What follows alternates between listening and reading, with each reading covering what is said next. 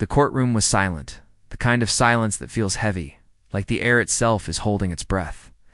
Then, Judge Amy Coney Barrett's voice cut through sharp, commanding, laced with a tone that carried not just authority, but a chilling air of superiority.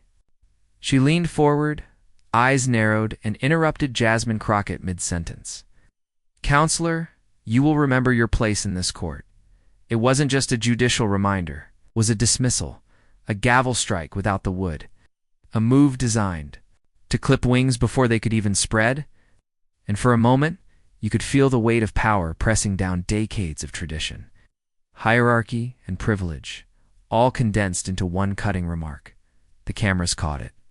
The audience heard it. Millions watching at home felt that sting, as if it was meant for them too. Because in that one instant, Barrett wasn't just shutting down a lawyer, she was trying to put an entire voice, an entire struggle, back in its box.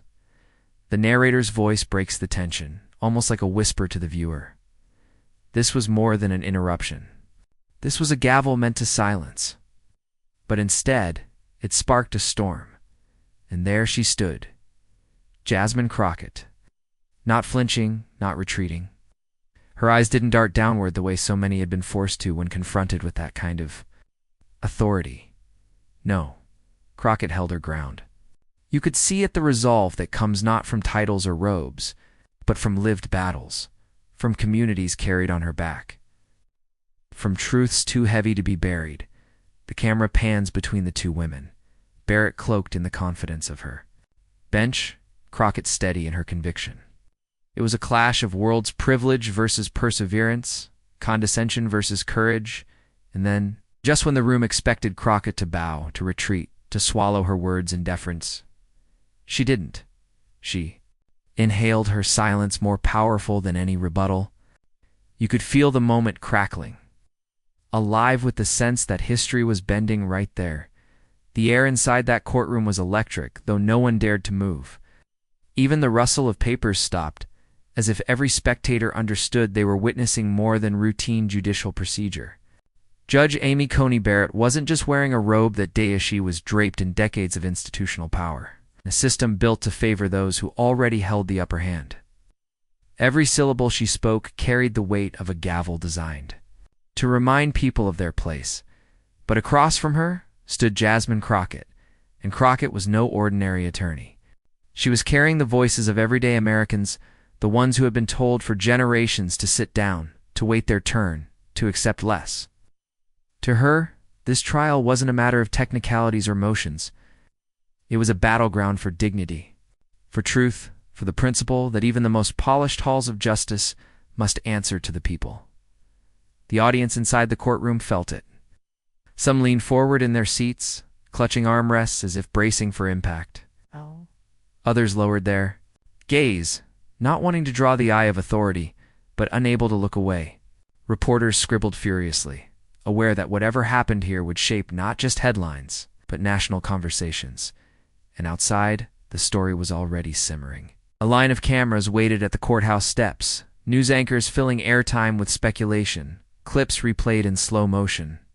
The interruption, Barrett's icy rebuke, had already begun spreading across social feeds. Twitter threads exploded. "Did you hear the tone Barrett just used on Crockett?" TikTok edits were brewing, pairing the moment with captions like, "This is how power tries to shut you down," because people recognized it. They'd seen it in boardrooms and classrooms. In workplaces, moments where authority didn't just disagree, it tried to diminish. This wasn't abstract. This was familiar. Barrett was the embodiment of a system so many had felt pressing against them. Crockett, standing there unwavering, was every one of them who had ever dreamed of fighting back. The narrator's voice cuts in, steady but urgent. This wasn't just a clash of words. This was a collision of worlds.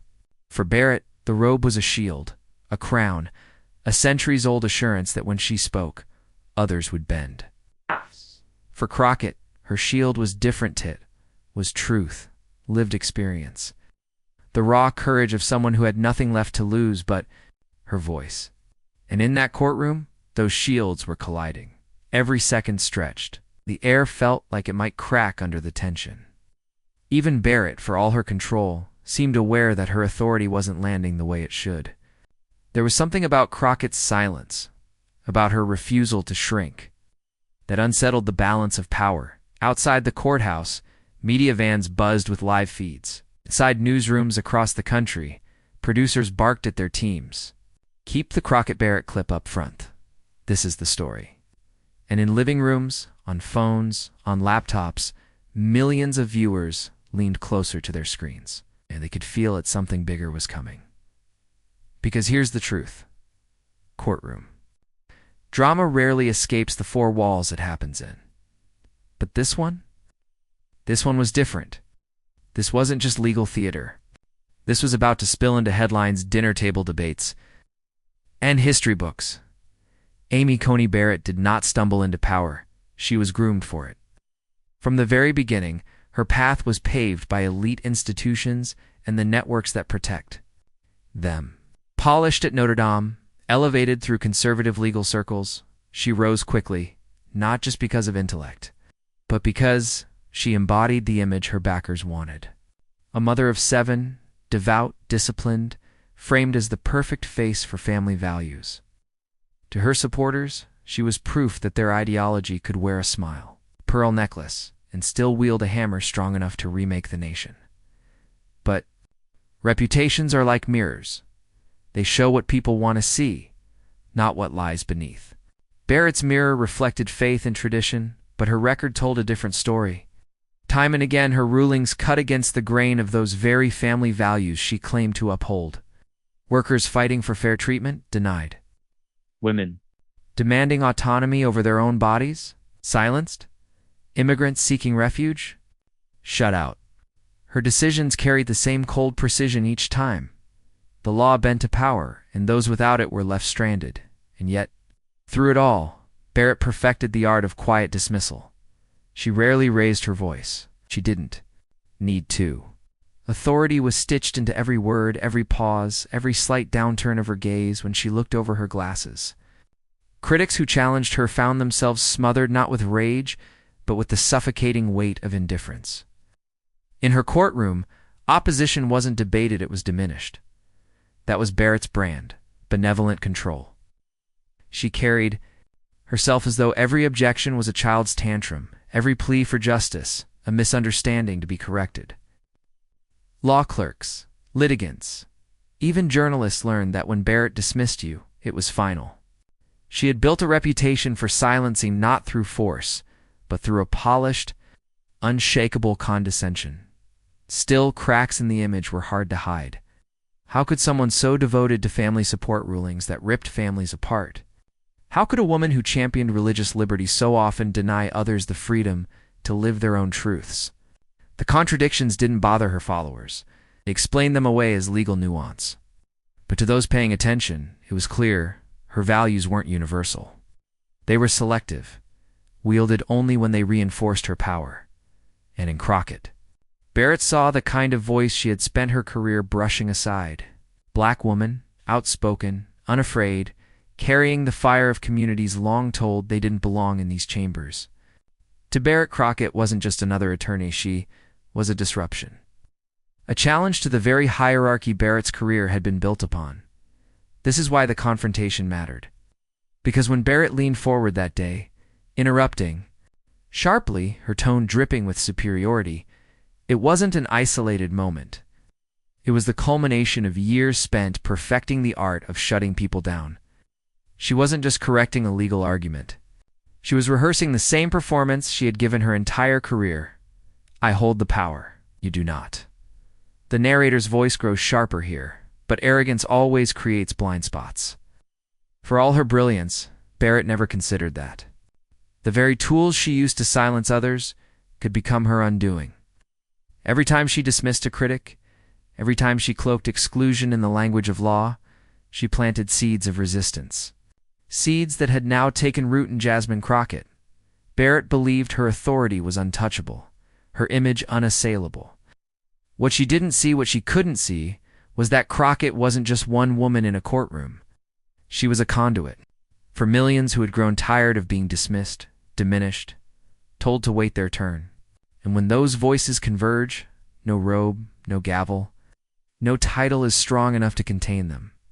The camera lingers on Barrett's face in the audience's imagination, steady, yielding, convinced of her control.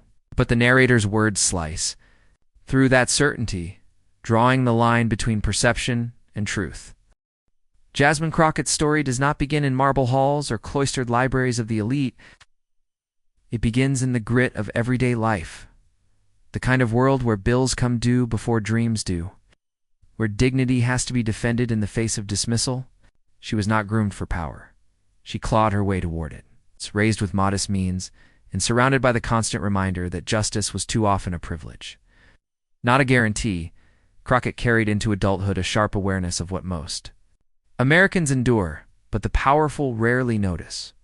Where Barrett had institutions smoothing her path, Crockett had obstacles sharpening hers. She saw neighbors struggle with eviction, families broken by an indifferent system, young people criminalized before they had a chance to stand on their own 2 feet. These weren't headlines for her. They were faces she knew, voices she loved, stories that branded themselves into her memory.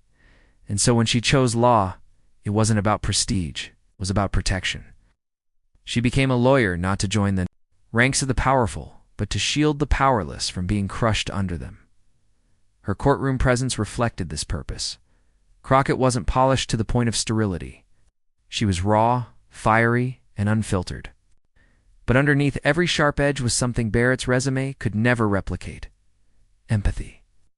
Crockett listened not just to what clients said, but to what they meant. She understood not just the legal facts, but the human cost behind them.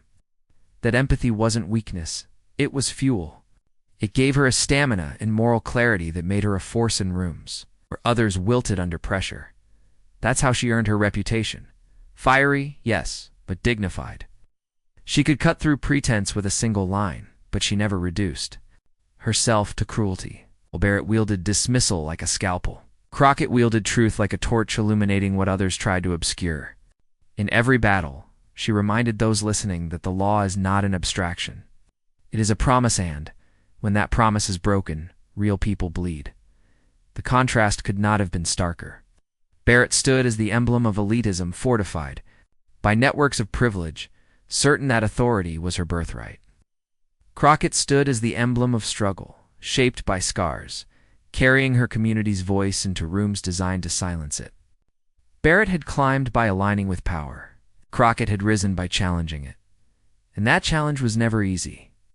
She endured insults, both subtle and direct, for daring to speak too boldly, too truthfully, too unapologetically.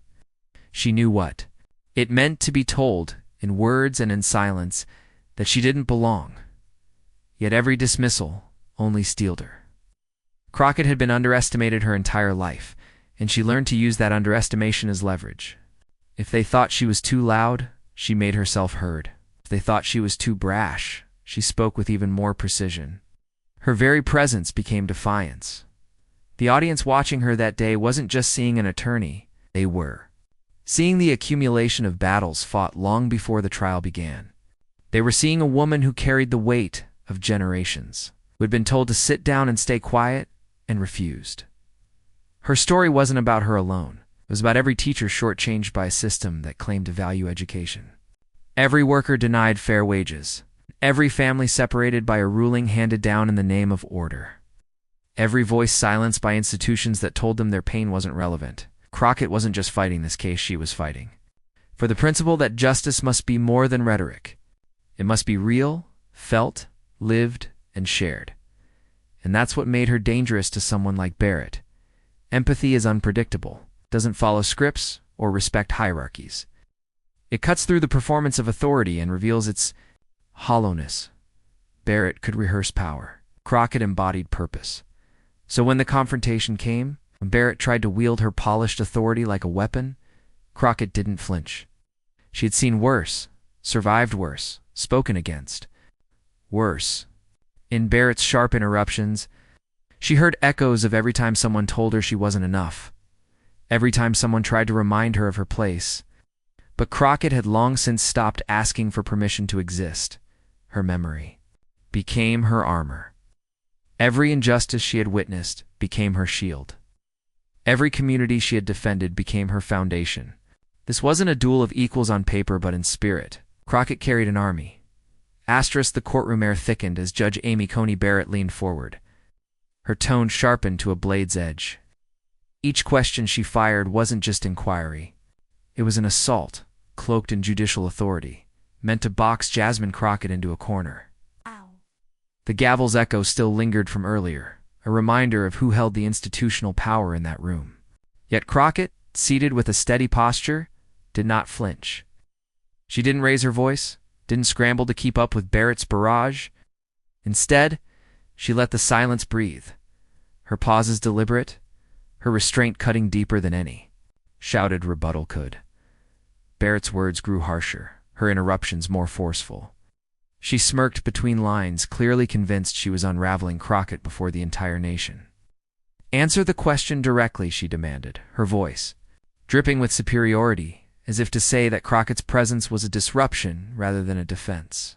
Reporters scribbled furiously. Cameras zoomed closer, every twitch of expression recorded for instant broadcast. The media smelled blood, but they weren't sure yet whose it would be. The audience inside the chamber shifted in their seats. Some frowned, whispering disapproval at Barrett's relentless interruptions. Others leaned forward, tense with anticipation, sensing that the tide was not as one-sided as the judge assumed. Outside, on social media, early clips of the exchange were already being clipped, captioned, and shared. Hashtags began to bubble up. People recognized the imbalance of power playing out live, and they were waiting, praying for Crockett to flip the script, and Crockett knew it. She had walked through too many storms to be rattled by a raised voice or a condescending glare. Oh. Every interruption from Barrett only underscored the very arrogance Crockett had spent her career challenging. Ow. She let Barrett talk, let the interruptions pile on, and in that stillness, she built suspense. Every second of silence became a stage. Every calm breath told the courtroom, I will not be rushed. I will not be diminished. At one point, Barrett cut her off mid-sentence yet again. Gasps fluttered. Across the benches, even the court stenographer seemed to hesitate, glancing up to catch Crockett's reaction. The murmurs rose, the tension snapping tight. For a moment, it felt like the air itself was holding its breath, and then it happened. Crockett leaned forward, her eyes steady, her voice unwavering but edged with conviction. She began with a calm, piercing statement, the kind that silences noise without needing to raise its volume. A ripple swept across the room as every ear tuned in. The interruptions stopped cold. Barrett froze, caught off guard by the composure that cut sharper than confrontation. The reporters lowered their pens for just a second, instinctively knowing that history was about to be written in words, not rulings. Phones lit up as live feeds spiked in viewership. Social media chatter hit a fever pitch. Everyone sensed it. The calm before the strike. Asterisk, the chamber was silent. Even the faint hum of the air conditioning seemed to pause, as if the entire world leaned in toward the mahogany bench where Jasmine Crockett and Amy Coney Barrett sat locked in a battle far bigger than law, precedent, or procedure. Interruptions had filled the room with noise. But now that Crockett's calm defiance had reclaimed the air, the silence felt louder than any gavel strike. Crockett leaned forward, fingers interlaced on the table, her posture the embodiment of unshakable composure. She let the moment stretch. Every second of pause tightened the coil of suspense. Reporters stopped mid-scribble. Cameras lingered on her face. The audience shifted uneasily, all sensing that something seismic was about to be spoken. Barrett herself leaned back slightly, her lips pressed into a thin line. She had expected a flustered defense, maybe even a stumble, but instead, Crockett sat like a stone pillar, immovable. Then Crockett spoke. Her voice didn't rise in volume. Instead, it carried a clarity so sharp it cut through the air. You can try to silence me, Judge Barrett, she began, her tone steady, deliberate. But silencing voices has never made the truth disappear. It only proves how afraid we are of hearing it. A collective gasp rippled through the courtroom. One reporter instinctively clutched his pen tighter. Another whispered, she said it. Barrett's eyes flickered, a tiny twitch at the corner. Betraying that the blow had landed, Crockett paused, letting the weight of her words sink in. The audience murmured but quickly hushed themselves, eager for the next line. Barrett's expression stiffened, the mask of judicial calm threatening to crack at the edges. Crockett continued. You call it order when you interrupt me? You call it authority when you cut me off. Let's be honest here. Order without fairness is not justice. Authority without truth is just intimidation. That word intimidation seemed to strike like a hammer. People in the gallery sat straighter. Even the stenographer typed more urgently, as if racing to capture every syllable before it evaporated. The media lenses zoomed in closer on Barrett's face, searching for the faintest reaction, and they found it. For the first time, Barrett blinked rapidly, her jaw tightening. Her hand, once steady on the bench, shifted ever so slightly, as though her own body betrayed her loss of control. The judge, who had built a career projecting flawless confidence, now betrayed small human cracks. Crockett leaned into the silence again, giving the courtroom time to absorb the reversal. She wasn't just responding to Barrett's attack anymore, she was elevating the moment into something universal. Every person in this room knows what it feels like to be talked over, to be dismissed, to be told, you don't belong at the table. That's what happens when power becomes entitlement. The audience shifted, some nodding unconsciously, others whispering agreement. It was no longer Crockett versus Barrett. It was every silenced voice versus every seat of unchecked authority. Barrett opened her mouth as if to interject, but her tone faltered before the words could form. For the first time in the exchange, she hesitated. The cameras caught it, a microsecond of uncertainty that replayed across every newsfeed before the moment was even over. Crockett didn't let the hesitation go to waste. She pressed forward, her voice steady, her words slicing with precision. And when those in power tell us to answer the question directly, what they really mean is, stay within the lines we drew for you. Don't color outside them. Don't make us uncomfortable with truths we'd rather not hear. But I didn't come here to make you comfortable. I came here to speak the truth. The chamber erupted not in noise, but in visceral energy. The audience's collective breath seemed to catch, like watching a climactic scene unfold on stage. Reporters glanced at one another, knowing they'd just witnessed the soundbite that would dominate every headline. Barrett, meanwhile, shifted again. Her lips parted, but no interruption came. Her eyes darted briefly to the stenographer, to the audience, to the cameras, as if searching for an anchor in the storm Crockett had unleashed. The judge's polished mask was slipping, and everyone saw it. Crockett leaned back now, her job done, her silence deliberate once more. She didn't need to push harder. The point had landed. The contrast between Barrett's faltering composure and Crockett's serene control spoke louder than any further words could. But she had one last blow to deliver. For the first time in this courtroom, she said slowly, each word hanging heavy in the air. It isn't the gavel that has authority. It's the truth. The reaction was electric. The audience gasped. Audibly, reporters' pens scratched furiously across paper. And phones across the chamber lit up as viewers outside reacted in real time. Hashtags exploded, clips surged across feeds, and pundits already prepared their evening soundbites. Barrett's face, however, told the most dramatic story. Her jaw clenched, her eyes narrowing, but the authority in her tone, once unshakable, was gone. When she finally attempted to respond, her voice carried the faintest tremor, a crack in the foundation of her untouchable persona. It wasn't anger that defeated her. It wasn't volume.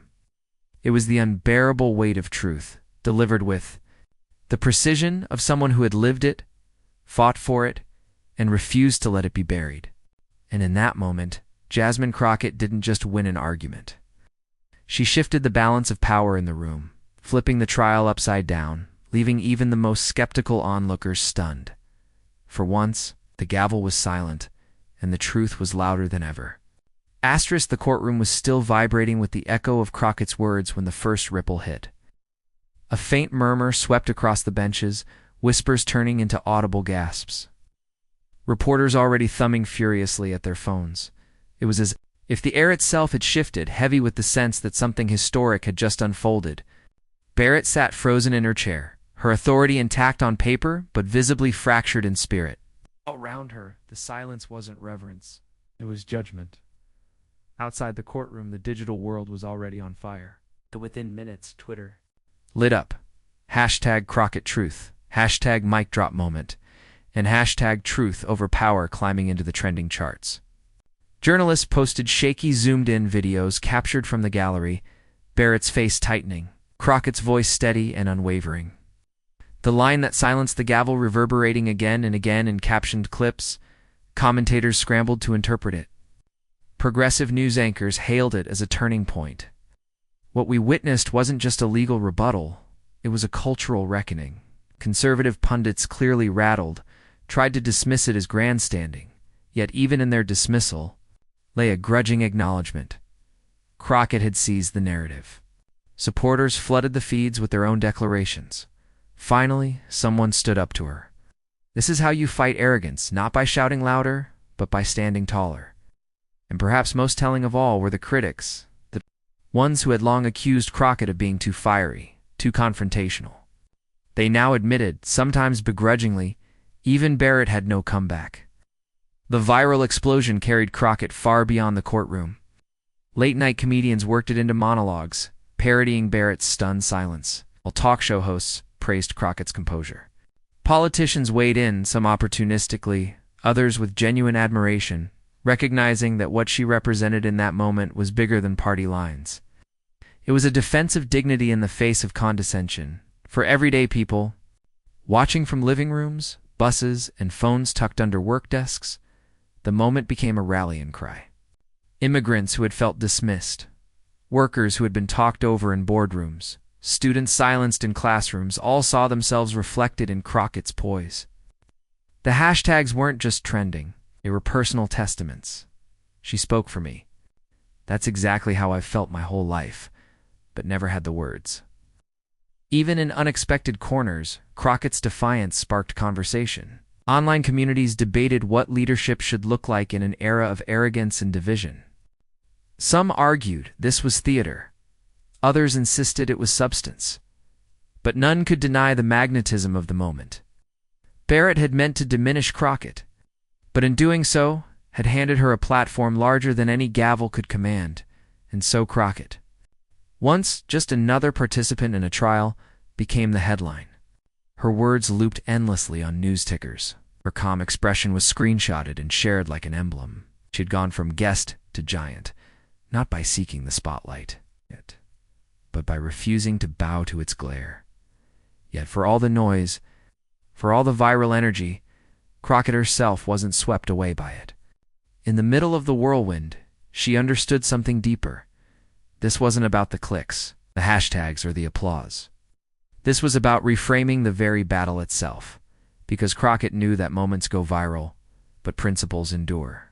And she refused to let her confrontation with Barrett be remembered as just another clash of personalities. She intended to carve it into something bigger, a reminder that truth, spoken with dignity, can append even the strongest facade of power. And so, with America watching, Crockett prepared to take the storm she had ignited and anchor it to a lesson that no one could scroll past or forget. Asterisk, as the courtroom settled, Crockett leaned forward, not in triumph, but in clarity. The silence around her wasn't her victory to savor. Threat. It was her responsibility to guide.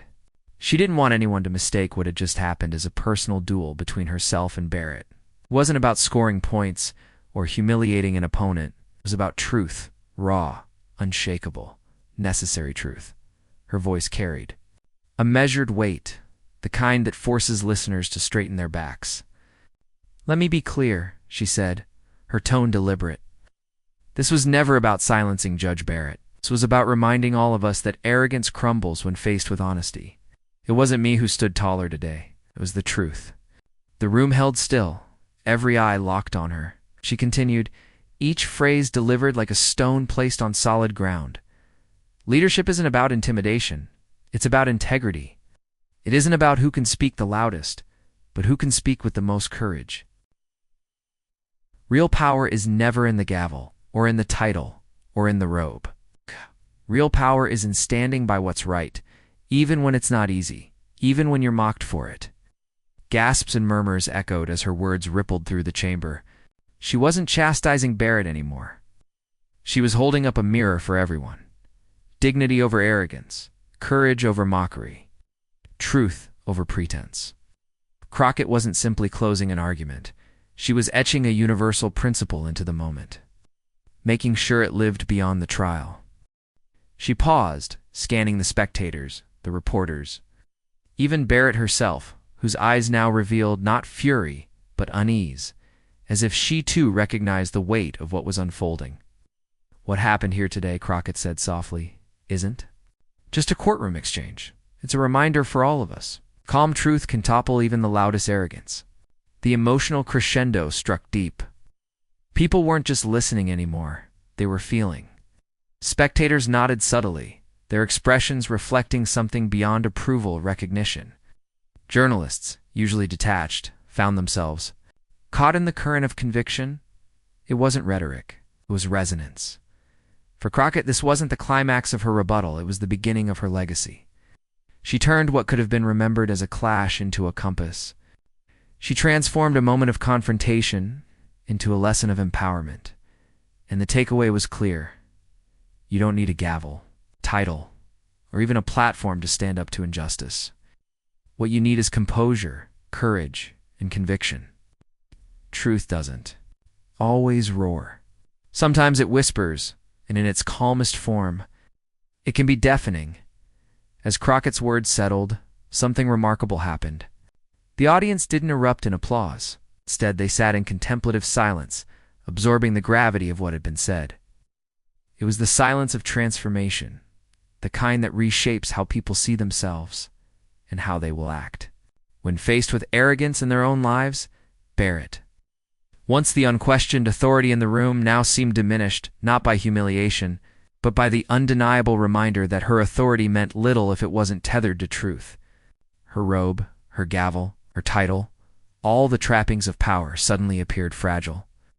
When weighed against a single, unflinching principle, Crockett closed with the quiet confidence of someone who knew she had spoken not just for herself, but for every person who had ever been dismissed, mocked, or silenced. "This isn't my victory," she said, her voice softer now, almost tender. "It's ours. Because every time one of us refuses to bow to arrogance, every time one of us chooses dignity instead of surrender, truth wins again." The moral was unmistakable. Intimidation can silence for a moment, but integrity echoes far longer. And in that courtroom, on that day, integrity echoed loud enough for the world to hear, for those who witnessed it in person or through glowing screens across the country. Crockett's stand wasn't just inspiring, it was instructive. A call to courage, a call to integrity, a call to every ordinary individual to remember, calm truth, spoken with dignity, can topple even the loudest arrogance.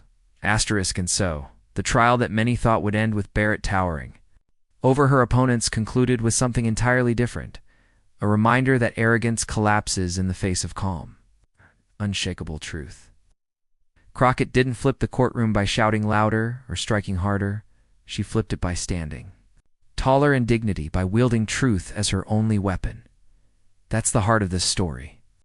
Not rage, not humiliation, truth. And in a time when America is searching for leaders who rise above the noise, Crockett showed what that looks like. Fearless, grounded, unwilling to trade dignity for cheap applause. Because this wasn't just about one courtroom. It was about a principle, one that echoes far beyond marble walls and legal transcripts. America doesn't just need more voices, it needs more voices of integrity. It's leaders who remind us that real strength isn't measured by volume but by courage. Leaders who prove that dignity outlasts arrogance. And here's where you come in. If you believe in standing up to arrogance with dignity, if you believe in the power of truth spoken calmly but firmly, then don't just watch. Join. Subscribe to this channel, share this story, and let your voice be heard. Because movements don't grow in silence. They grow when everyday people like you say, "Yes, this matters." The screen fades slowly, the energy of the moment lingering. Like an echo, Crockett's words still hang in the air. Calm truth can topple even the loudest arrogance.